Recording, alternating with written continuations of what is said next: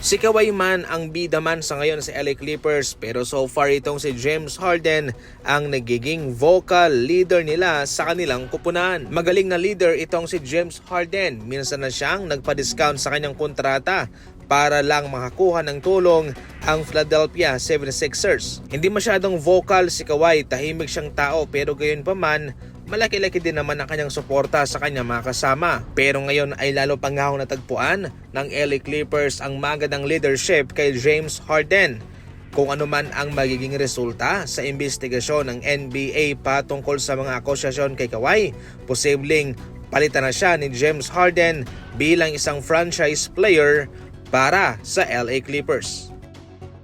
So kahit na hindi pa makakalaro si LeBron James sa opening week ng NBA, patuloy pa rin naman niyang babantayan ang kaganapan at pangkabuang performance ng Los Angeles Lakers. Ayon pa mismo kay Dave McMenamin, ang mga mata ni LeBron ay palaging nakabantay sa Lakers. Ayon pa mismo kay Rich Paul, priority ni LeBron James ang kanilang magagawa.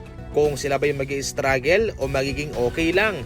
Kung sila'y mahihirapan, red flag yon sa kanyang kagustuhang magkampiyon at magkaroon ng happy ending bago siya magretiro sa NBA.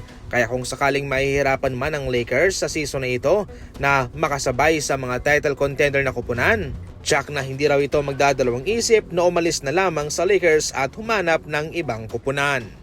Binira naman ni Charles Barkley si Giannis patungkol sa kanyang kagustuhan na magkampiyon kada season. Ayon pa mismo kay Charles Barkley, masyadong entitled itong si Giannis na magkampiyon kada season, kada taon. Everyone wants to win a championship. Lahat naman daw. Kung tutuusin, lahat ay ginagawa ng araw ng Milwaukee Bucks para sa kanya. Kagad na pinakawalan si Dame para makuha naman si Miles Turner para lang kay Giannis. Pero sa ngayon mukhang hindi nga grateful at hindi pa nakokontento itong si Giannis sapagkat bawal magkamali para sa kanya itong Milwaukee Bucks sapagkat ang kapalit nito ay ang pag-alis niya naman sa kanila. Totally may punto itong si Charles Barkley. Hindi naman po pwede na may ginawa kang pagbabago ay magkakampyon ka. Ganun talaga. Kung malakas ka, mayroon ding malakas sa'yo.